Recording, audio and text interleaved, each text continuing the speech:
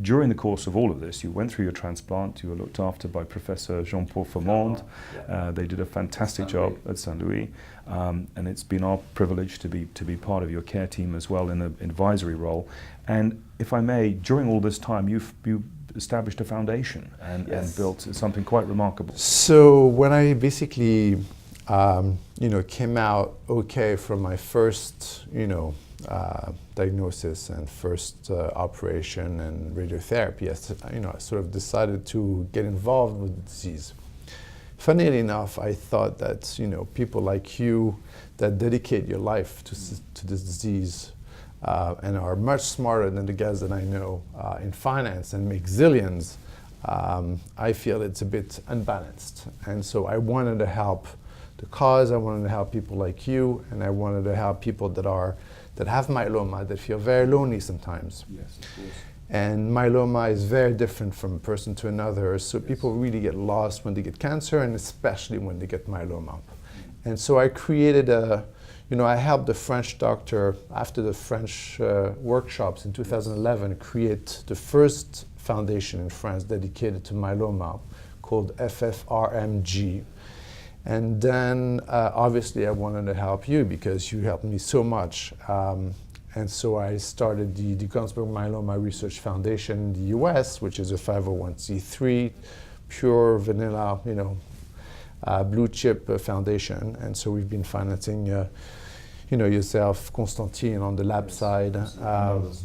And you guys have been incredible. I mean, the truth is, out of, over the last 10 years, Dana-Farber and your team has been basically leading the drugs that came out on the market. And last year, thanks to you, we participated with the small foundation to 2 that made it out of 4 in total market. And I think you were personally involved in 100% of the drugs that came to the market last year. So we're very fortunate that basically we found you, and yes, we wanted to help people like you and help the cause move forward. When we see this disease that has been going on for millennium and that has, been killing softly, but very viciously for a very long time and constantly, and has not really been on the radar screen, we really wanted to bring awareness to it as well.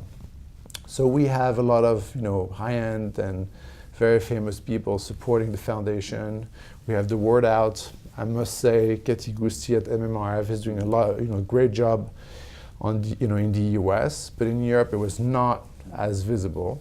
But we also have the International Myeloma Fund, which is the IMF, which is also, and then we have Myeloma UK. Yes. So I think you've been part of this global mission, and I completely agree with you. I think that myeloma has been under the radar screen, but thanks to people like you, thanks to Kathy Gusti, thanks to Susie Novis and the IMF, and Judy and Eric Lowe, all of these organizations are bringing awareness, because you touched on a very important point.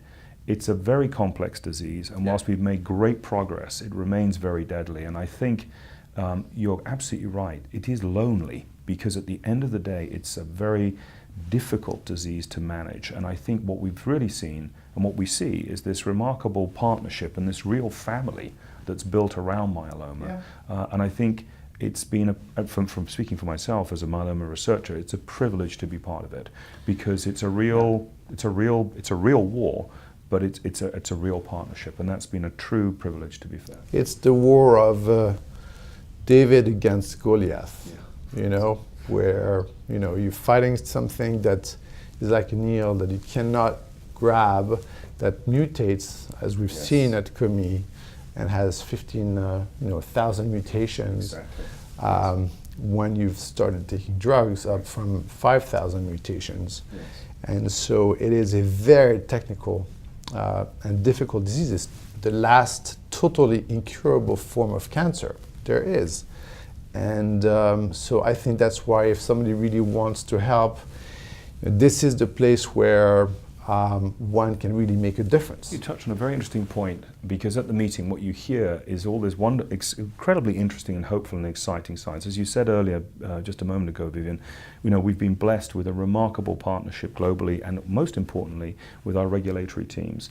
For example, the US FDA in myeloma have been phenomenal. We have 18 approvals in 13 years. Last year we had 7 approvals in 1 year, and at the American Society of Hematology we acknowledge the FDA, and in particular Dr. Anne Farrell, a remarkable lady. And what we've really demonstrated is that with partnership and understanding the regulatory process, it's a real science, understanding the importance of preclinical development and then clinical development, and then with organizations like yours providing the vital sort of oil to help the wheels turn. And also, frankly, our extraordinarily productive partnership with pharma. We've had a great pharma partnership with some superb companies. And I think all of this has resulted in a synergy globally that, frankly, in the last 13 years, 18 approvals, I don't think any other blood cancer has seen that kind of productivity. We have been moving fast. You have been moving fast recently, but it's not fast enough. That's fair. So people like me know we're going to die from this disease, and it's fine. But maybe our purpose in life is to help this cause move forward. And if this is the only thing that we can bring to the table in our lifetime, that's good enough. We want to make a change. And so if if things that we do is help you in your, actual technical fight against this disease, then this is great. But, one shouldn't hide like an ostrich. One should really face this disease. And the many faces of the devil don't matter. You are going to fight, and you should fight until the end. And I think you're right.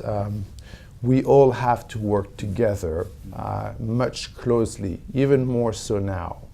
And so that's why I think the fundamental research foundations that I started in France and in the US is where the money is the most scarce.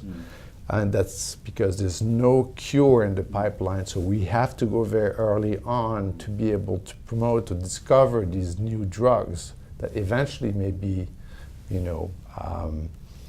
a cure. Not a cure in the sense, you may evade death because you might be diagnosed late and you might die from something else. We want a real cure that basically you can eradicate the disease, like, AIDS, yes, they found tree therapy, and so now you can live with it forever. We really want to find a cure. We really want to beat the devil. I think that's very powerfully and very, very beautifully said. I think as you and I have talked about before, Vivien, what we're looking at now is a disease that used to tragically kill within 2 to 3 years. Now our median survivals are 10 to 15 years, which is enormous progress. As you're quite right, the disease is a place where you find a new normal and you're on treatment pretty much forever. The goal will be to define treatments that can be finite, with finite outcomes.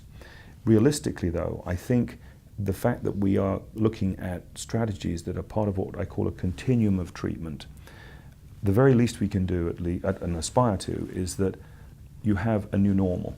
And I think, Vivien, you embody that in so many ways.